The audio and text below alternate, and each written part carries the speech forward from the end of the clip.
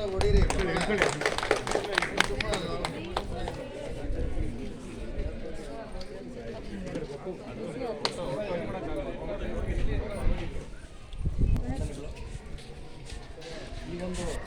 ಕಾರ್ಯಕ್ರಮದ ಮುಖ್ಯ ಉದ್ದೇಶ ತಮಗೆಲ್ಲ ಗೊತ್ತಿರೋ ಹಾಗೆ 1/4/2022ರಿಂದ 31/3/2023ವರೆಗೆ ಸೂಲೂರು ಗ್ರಾಮ ಪಂಚಾಯತಿಯಲ್ಲಿ ಉದ್ಯೋಗ ಖಾತ್ರಿ ಯೋಜನೆ ಮತ್ತು 15ನೇ ಹಣಕಾಸು ಯೋಜನೆಯಲ್ಲಿ ಏನು ಕಾಮಗಾರಿಗಳಾಗಿದೆ ಅದನ್ನು ಸರ್ಕಾರದ ಒಂದು ಆದೇಶದಂತೆ ಒಂದು ನಿಗದಿತ ವೇಳಾಪಟ್ಟಿ ಪ್ರಕಾರ ನಮ್ಮ ಸಾಮಾಜಿಕ ಪರಿಶೋಧನಾ ತಂಡ ಕಳೆದ 5 ದಿವಸಗಳಿಂದ ಪರಿಶೀಲನೆಯನ್ನು ಮಾಡಿ ಅಥವಾ ಕಾಮಗಾರಿ ಕರ್ತವ್ಯಗಳನ್ನು ಪರಿಶೀಲನೆ ಮಾಡಿ ನಂತರ ಕಾಮಗಾರಿ ಹಿಡಿದಿರುವ ಜಾಗಕ್ಕೆ ಭೇಟಿ ನೀಡಿ ಎಲ್ಲರೂ ಕೂಡ ಗೊತ್ತಾಗಬೇಕು. ಆ ದೃಷ್ಟಿಯಿಂದ ಈ ಒಂದು ಕಾರ್ಯಕ್ರಮವನ್ನು ಇಲ್ಲಿ ಯೂಟ್ಯೂಬ್ ಲೈವ್ ಮುಖಾಂತರ ಕೂಡ ಸರ್ಕಾರದ ಆದೇಶದಿಂದ ಮಾಡ್ತಾ ಇದ್ದೀವಿ. ಈ ಯೂಟ್ಯೂಬ್ ಲೈವನ್ನು ನೀವು ಯಾವಾಗ ಬೇಕಾದರೂ ಕೂಡ ಸೂಲೂರು ಗ್ರಾಮ ಪಂಚಾಯತ್ ಸೋಷಿಯಲ್ ಆಡಿಟ್ ಅಂತ ವರ್ಗ ಸಾಕು ನಿಮ್ಮ ಮೊಬೈಲಲ್ಲೇ ಸಿಗುತ್ತೆ. ಅಲ್ಲಿ ನಾವು ಏನೇನು ಓದಿರ್ತೀವಿ, ಏನೇನು ಕಾಮಗಾರಿಗಳಾಗಿದೆ ಎಲ್ಲ ಕೂಡ ನೀವು ಯೂಟ್ಯೂಬಲ್ಲಿ ಸಿಗುತ್ತೆ. ಸೊ ಆ ಲಿಂಕನ್ನು ಕೂಡ ನಾವು ಪಂಚಾಯತ್ ಅಭಿವೃದ್ಧಿಗಳಿಗೆ ಲಿಂಕ್ ಕಳಿಸಿರ್ತೀವಿ. ಮತ್ತು ಆ ಚುನಾಯಿತ ಪ್ರತಿನಿಧಿಗಳು ಕೂಡ ಆ ಲಿಂಕನ್ನು ಓಪನ್ ಮಾಡಿಕೊಂಡು ನೀವು ಯಾವಾಗ ಬೇಕಾದರೂ ಸೋಷಿಯಲ್ ಆಡಿಟ್ ಗ್ರಾಮ ಸಭೆ ವಿವರಗಳನ್ನು ನೋಡ್ಬೋದು ಅನ್ನೋ ಮಾತನ್ನು ಹೇಳ್ತಾ, ಮೊದಲಿಗೆ ಇಲ್ಲಿ ಏನು ಅಂಕಿಅಂಶಗಳು ಅಥವಾ ಏನು ಖರ್ಚಾಗಿದೆ ಅನ್ನೋದನ್ನು ನಾನು ಹೇಳೋಕ್ಕೆ ಇಷ್ಟಪಡ್ತೀನಿ. ಅದರ ಪ್ರಕಾರ ನಿಮ್ಮ ಸೂಲೂರು ಗ್ರಾಮ ಪಂಚಾಯತಿಯಲ್ಲಿ ನಾನು ಈಗಾಗಲೇ ಹೇಳಿದಂತೆ 1/4/2022ರಿಂದ 31/3/2023ವರೆಗೆ ಸೂಲೂರು ಗ್ರಾಮ ಪಂಚಾಯತಿಯಲ್ಲಿ 74 ಕಾಮಗಾರಿಗಳನ್ನು ತಗೊಂಡಿದ್ದಾರೆ, ಅಂದರೆ ಅನುಷ್ಠಾನ ಮಾಡಿದ್ದಾರೆ. ಆ 74 ಕಾಮಗಾರಿಗಳಲ್ಲಿ ಯಾವ ಕಾಮಗಾರಿಗಳನ್ನು ನಾನು ಅಂಕಿ ಸಂಖ್ಯೆಗಳು ಮಾತ್ರ ಹೇಳ್ತೀನಿ. ನಂತರ ನಮ್ಮ ತಂಡದ ಸದಸ್ಯರು ಆ ಒಂದು ಯಾವ ಕಾಮಗಾರಿ ಯಾವ ಹಳ್ಳಿಯಲ್ಲಾಗಿದೆ, ಆ ಕಾಮಗಾರಿಗೆ ಎಷ್ಟು ಖರ್ಚಾಗಿದೆ ಅನ್ನೋದನ್ನು ಹೆಸರು ಸಮೇತ ಕಾಮಗಾರಿ ಸಮೇತ ಕೂಡ ಆಮೇಲೆ ಅವರು ಓದಿ ಹೇಳ್ತಾರೆ. ಮೊದಲನೇದಾಗಿ ಮಿಷನರಿ ಚರಂಡಿ ಕಾಮಗಾರಿಗಳು ನಿಮ್ಮ ಪಂಚಾಯತಿ ವ್ಯಾಪ್ತಿಯಲ್ಲಿ 6 ಕಾಮಗಾರಿಗಳಾಗಿದೆ. ಆ ಒಂದು 6 ಕಾಮಗಾರಿಗೆ ನಮ್ಮ ಪರಿಶೋಧನಾ ಅವಧಿಯಲ್ಲಿ ಕೂಲಿ ರೂಪದಲ್ಲಿ ಒಂದು 3,16,135 ರೂಪಾಯಿ ದುಡ್ಡು ಕೂಲಿ ರೂಪದಲ್ಲಿ ಪೇಮೆಂಟ್ ಆಗಿದೆ. ಮತ್ತು ಸಾಮಗ್ರಿ ಬಿಲ್ ರೂಪದಲ್ಲಿ ಒಂದು 6,36,211 ರೂಪಾಯಿ ಆಗಿದೆ. ಮತ್ತು ಯಾವ ಕಾಮಗಾರಿಗಳು ನಮ್ಮ ತಂಡ ನಂತರ ಓದಿ ಹೇಳ್ತಾರೆ. ಮತ್ತು ಇನ್ನೊಂದು ವಸತಿ ಯೋಜನೆ, ಅಂದರೆ ಅಂಬೇಡ್ಕರ್, ಬಸವ, ಬೇರೆ ಬೇರೆ ವಸತಿ ಯೋಜನೆಯಲ್ಲಿ ಏನು ಚುನಾಯಿತ ಪ್ರತಿನಿಧಿಗಳ ಒಂದು ಅಧ್ಯಕ್ಷತೆಯಲ್ಲಿ ಆ ಒಂದು ಪ್ರತಿನಿಧಿಗಳಿದ್ದು ಫಲಾನುಭವಿ ಸೆಲೆಕ್ಟ್ ಮಾಡಿರ್ತಾರೆ. ಅವರಿಗೆ ಉದ್ಯೋಗ ಖಾತ್ರಿ ಯೋಜನೆಯಲ್ಲಿ 90 ದಿವಸಗಳ ಕೂಲಿಯನ್ನು ಪಡ್ಕೊಳ್ಳೋದಕ್ಕೆ ಅವಕಾಶ ಇದೆ. ಅದರಂತೆ ಒಂದು 17 ಫಲಾನುಭವಿಗಳಿಗೆ ನಾನು ಈಗಾಗಲೇ ಹೇಳಿದಂಥ ಒಂದು ಪರಿಶೋಧನಾ ಅವಧಿಯಲ್ಲಿ ಒಂದು 3,78,834 ರೂಪಾಯಿ ದುಡ್ಡನ್ನು ಅವರಿಗೆ ವಿವಿಧ ಹಂತಗಳಲ್ಲಿ, ಅಂದರೆ ಮನೆಯ ಒಂದು ಪಾಯ ಆಗಿದ್ದರೆ ಅವರಿಗೆ 24-28 ದಿವಸಗಳ ಕೂಲಿ, ಮನೆ ಒಂದು ಇಕ್ಕಿ ಮಟ್ಟಕ್ಕೆ ಬಂದಿದ್ದರೆ ಒಂದು 24 ದಿವಸದ ಕೂಲಿ, ಆ ಮನೆ ಪೂರ್ತಿ ಮೇಲೆ ಟಾಪ್ ಆಗಿದ್ದರೆ ಅದಕ್ಕೆ ಇನ್ನೊಂದು 10 ದಿವಸದ ಕೂಲಿ, ಅಥವಾ ಫುಲ್ ಕಂಪ್ಲೀಟ್ ಆಗಿದ್ದರೆ ಮೇಲೆ ಎಲ್ಲ ಕಂಪ್ಲೀಟ್ ಇನ್ನೊಂದು 24 ಮತ್ತು 90 ದಿವಸಗಳ ಕೂಲಿಯನ್ನು ಆ ಫಲಾನುಭವಿ ಕೊಂಡ್ಕೊಳ್ಳೋಕ್ಕೆ ಅರ್ಹತೆ ಹೊಂದಿರ್ತಾರೆ. ನಮ್ಮ ಪರಿಶೋಧನೆಯಲ್ಲಿ ಅವರಿಗೆ ಯಾವ ಹಂತಕ್ಕೆ ಅನುಗುಣವಾಗಿ ಪಂಚಾಯತಿಯಿಂದ ಪೇಮೆಂಟನ್ನು ಮಾಡಿರ್ತಾರೆ. ಆ ಒಂದು ಅದನ್ನು ಕೂಡ ನಮ್ಮ ಉದ್ಯೋಗ ಖಾತೆಯಲ್ಲಿ ಆ ಒಂದು 17 ಜನರನ್ನು ಕೂಡ ನಾವು ಪರಿಶೀಲನೆ ಮಾಡಿರ್ತೀವಿ. ಮತ್ತು ಅವ್ರ ಮನೆಗೂ ಕೂಡ ಭೇಟಿ ನೀಡಿ ಆ ಒಂದು NMR ನಿಮ್ಮ ದುಡ್ಡು ಬಂದಿದೆ ಇಲ್ವಾ, ಮತ್ತು ಆ ಮನೆ ಯಾವ ಹಂತದಲ್ಲಿದೆ, ಈ ಎಲ್ಲ ಅಂಶಗಳನ್ನು ಕೂಡ ನಾವು ಪರಿಶೀಲನೆ ಮಾಡಿರ್ತೇವೆ. ಅದಕ್ಕೆ ಸಂಬಂಧಪಟ್ಟಾಗಿ ಯಾರ್ಯಾರಿಗೆ ಎಷ್ಟು ದುಡ್ಡು ಹೋಗಿದೆ ಅನ್ನೋದನ್ನು ನಮ್ಮ ತಂಡದ ಸದಸ್ಯರು ನಾನು ಮಾತನಾಡಿದ ನಂತರ ಅದನ್ನು ನಾವು ತಿಳಿ ಹೇಳ್ತಾರೆ. ನಂತರ ಧನುಷ್ ಶೆಡ್ಗಳು ಕೂಡ ಅಷ್ಟೇ ಈ ಪಂಚಾಯತಿ ವ್ಯಾಪ್ತಿಯಲ್ಲಿ ಎಲ್ಲ ಹಳ್ಳಿಗಳಲ್ಲೂ 17 ಧನುಷ್ ಶೆಡ್ಗಳನ್ನು 17 ಧನುಷ್ ಶೆಡ್ದ ಫಲಾನುಭವಿಗಳನ್ನು ದುಡ್ಡು ಅವ್ರಿಗೆ ಹೋಗಿದೆ.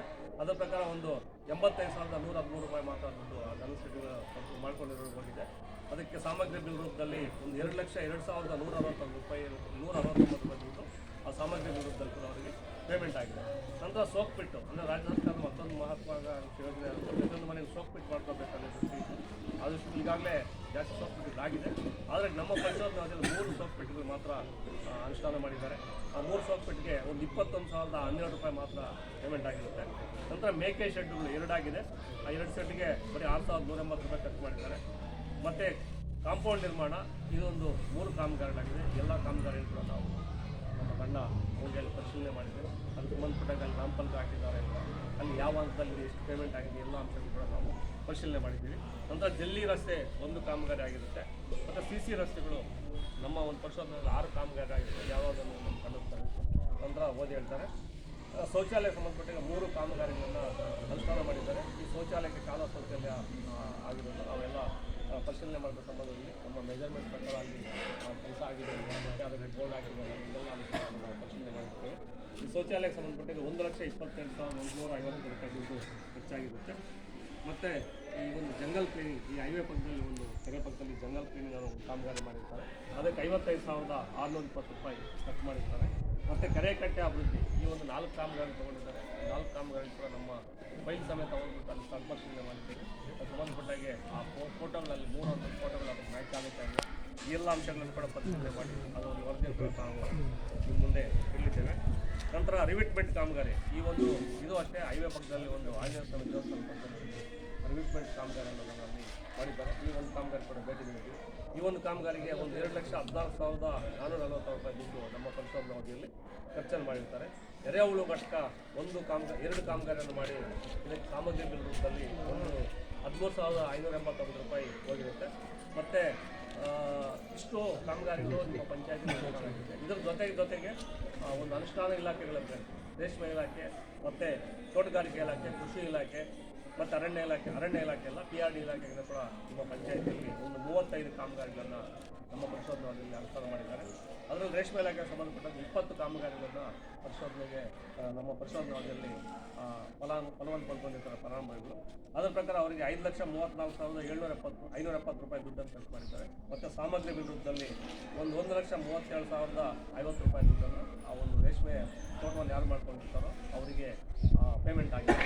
ಆ ಒಂದು ರೇಷ್ಮೆ ತೋಟ ಕೂಡ ನಮ್ಮ ತಂಡ ಎಲ್ಲ ಒಂದು ಯಾರು ರೇಷ್ಮೆ ತೋಟ ಮಾಡ್ಕೊಂಡಿದ್ದಾರೆ ಅಲ್ಲಿ ತೋಟ ನಿರ್ವಹಣೆ ಮಾಡಿದ್ದಾರೆ ಇಲ್ವಾ, ಅಥವಾ ಆಗ ಮುಂದುವರೆದ ಕಾಮಗಾರಿ ನಿರ್ವಹಣೆ ಮಾಡಿದರೆ 1ನೇ ವರ್ಷ 2ನೇ ವರ್ಷ ಅಂತ ಇರುತ್ತೆ. ಆ ತೋಟವನ್ನು ಇಟ್ಕೊಂಡಿದ್ದಾರೆ ಇಲ್ವಾ, ಅದೆಲ್ಲ ತೋಟ ತೆಗೆದುಬಿಟ್ಟಿದ್ದಾರೆ, ಈ ಎಲ್ಲ ಅಂಶಗಳನ್ನು ಕೂಡ ಪರಿಶೀಲನೆ ಮಾಡಿದ್ದೀವಿ. ನಂತರ ತೋಟಗಾರಿಕೆಗಳನ್ನು 12 ಕಾಮಗಾರಿಗಳು ಈ 12 ಕಾಮಗಾರಿ ಕೂಡ ಎಲ್ಲ ಜಾಸ್ತಿ ಆಲ್ಮೋಸ್ಟ್ ರೋಸ್ ತೋಟಗಳು ಮತ್ತು ಸೀಬೆ ತೋಟ ಎಲ್ಲ ಇತ್ತು. ಈ ಎಲ್ಲ ಹಳ್ಳಿಗಳು ಕೂಡ ನಾವು ನಮ್ಮ ಪರಿಶೋಧನಾ ತಂಡ ಪ್ರತಿಯೊಂದು ಕಾಮಗಾರಿಯನ್ನು ಪರಿಶೀಲನೆ ಮಾಡ್ತೀವಿ. ಅದು ಯಾವ್ಯಾವ ಕಾಮಗಾರಿ ಅನ್ನೋದನ್ನು ನಾವು ಓದಿ ಹೇಳ್ತೀವಿ.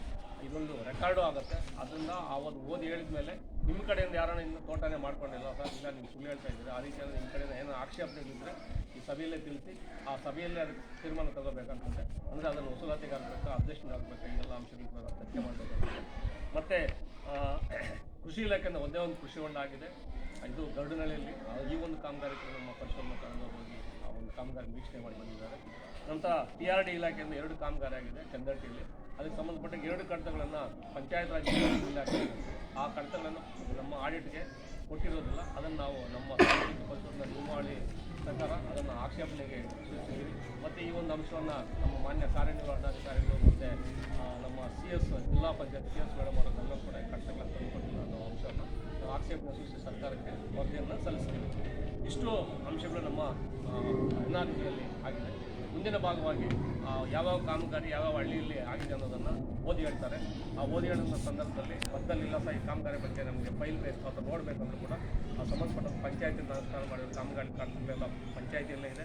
ಯಾವುದೇ ಒಂದು ಕರ್ತವ್ಯವನ್ನು ಯಾರು ಬೇಕಾದ್ರೂ ಸಾರ್ವಜನಿಕರು ಇದನ್ನು ವೀಕ್ಷಣೆ ಮಾಡ್ಬೋದು. ಇದರಲ್ಲಿ ಮುಚ್ಚುಮರೆ ಅನ್ನೋದೇನಿಲ್ಲ. ಯಾಕೆಂದರೆ ಸರ್ಕಾರದ ಉದ್ದೇಶ ಪಾರದರ್ಶಕ ನಿಯಮವನ್ನು ಕಾಪಾಡಬೇಕು ಮತ್ತು ಹಳ್ಳಿಯಲ್ಲಿರುವಂಥ ಯಾರು ಕಟ್ಟಕಡೆ ವ್ಯಕ್ತಿ ಕೂಡ ಎಲ್ಲ ಸೌಲಭ್ಯಗಳು ತಲುಪಬೇಕು ಅನ್ನೋ ದೃಷ್ಟಿಯಿಂದ ನಮ್ಮ ಸಾಮಾಜಿಕ ಪರಿಶೋಧನೆ ನಿರ್ದೇಶನದಿಂದ ಹಲವಾರು ಕರಪತ್ರಗಳನ್ನು ವಿತರಣೆ ಮಾಡಿದ್ದೀವಿ. ಮತ್ತು ಸಾರ್ವಜನಿಕರಿಗೆ ಅರಿವನ್ನು ಕೂಡ ಉದ್ಯೋಗಕಾರಿಗಳನ್ನು ಮೂಡಿಸಿದ್ದೀವಿ. ಇನ್ನೂ ಹೆಚ್ಚು ಖರ್ಚಾಗಿರೋ ಪಂಚಾಯತಿಗಳಲ್ಲಿ ಮುಂದಿನ ದಿನಗಳಲ್ಲಿ ಕಲಾ ತಂಡಗಳಿಂದ ಕೂಡ ಆ ಒಂದು ಸಾಮಾಜಿಕ ಪರಿಶೋಧನೆಯಲ್ಲಿ ನಾವು ಅರಿವನ್ನು ಮೂಡಿಸುವಂಥ ಕಾರ್ಯಕ್ರಮ ಸರ್ಕಾರದ ಒಂದು ನೀತಿ ನಿಯಮಗಳ ಅಳವಡಿಕೆ ಆಗಿದೆ. ಈಗಾಗಲೇ ಮದ್ದಹಳ್ಳಿ ಮತ್ತು ಸುತ್ತೂರಲ್ಲಿ ಕೂಡ ಈ ಬಗ್ಗೆ ಒಂದು ಕಾರ್ಯಕ್ರಮ ಮಾಡಿದೆ. ಬೇರೆ ಬೇರೆ ತಾಲೂಕಲ್ಲಿ ಕೂಡ ಮುಳಬಾಗಿಲಲ್ಲಿ ಒಂದು ಕಾರ್ಯಕ್ರಮ ಮಾಡಿದೆ. ಮಾಲೂರಲ್ಲಿ ಹಿನ್ನಳ್ಳಿ ಪಂಚಾಯತಿಯಲ್ಲಿ ಕೂಡ ಕಲಾ ತಂಡಗಳಿಂದ ಕೂಡ ಸೋಷಿಯಲ್ ಆಡಿಟ್ ಬಗ್ಗೆ ಒಂದು ವರದಿಯನ್ನು ಅಥವಾ ಒಂದು ಕಲಾ ಅರಿವನ್ನು ಮೂಡಿಸುವಂಥ ಕಾರ್ಯಕ್ರಮ ನಡೀತಾ ಇದೆ. ಆದ್ದರಿಂದ ಮುಂದಿನ ದಿನಗಳಲ್ಲಿ ಸಾರ್ವಜನಿಕರು ಉದ್ಯೋಗಕಾರ್ಯಗಳನ್ನು ಹೆಚ್ಚು ನಿಮ್ಮ ಪಂಚಾಯತ್ ಯಾರಿಗೆ ಏನು ಕೆಲಸ ಬೇಡಿಕೆ ಇದೆ ಅನ್ನೋದನ್ನು ಗಮನಿಸಿ ಅದನ್ನು ಹೆಚ್ಚು ಉದ್ಯೋಗಕಾರ್ಯಗಳನ್ನು ಬಳಸಿಕೊಂಡು ಇನ್ನೂ ಅಮೌಂಟನ್ನು ಹೆಚ್ಚು ಖರ್ಚು ಮಾಡಬೇಕಂತ ಪ್ರಾಸ್ತಾವಿಕವಾಗಿ ಮಾತನಾಡಲು ಅವಕಾಶ ಕೊಟ್ಟಂಥ ಪಂಚಾಯತಿ ಅಧ್ಯಕ್ಷರು, ಪಂಚಾಯತಿ ಸಿಬ್ಬಂದಿಗಳನ್ನು ಮತ್ತು ತಮ್ಮಿಗೆಲ್ಲರೂ ಕೂಡ ವಂದಿಸಿ ನನ್ನ ಪ್ರಾಸ್ತಾವಿಕಗಳನ್ನು ಮುಗಿಸ್ತೇನೆ. ಮುಂದಿನ ಭಾಗವಾಗಿ ನಮ್ಮ ತಂಡದ ಸದಸ್ಯರು 1 by 1 ಎಲ್ಲ ಓದಿ ಹೇಳ್ತಾರೆ. ಅದ್ರ ಬಗ್ಗೆ ನಿಮ್ಮ ಆಕ್ಷೇಪಣೆ ಹೇಳಿದರೆ ಮದ್ದಲ್ಲೂ ಕೂಡ ಆಗ್ಬೋದು, ಇಲ್ಲ ಎಲ್ಲ ಓದಿ ಹೇಳಿದ ಮೇಲೆ ಕೂಡ ನಿಮ್ಮ ಒಂದು ಆಕ್ಷೇಪಣೆ ಆ ಒಂದು ಕಾಮಗಾರಿ ಬಗ್ಗೆ ತಿಳಿಸ್ಬೇಕಂತ ಕೋರ್ತಾ ನಾನು ಮಾತನ್ನು ಮುಗಿಸ್ತೇನೆ. ಜೈ ಹಿಂದ್, ಜೈ ಕರ್ನಾಟಕ.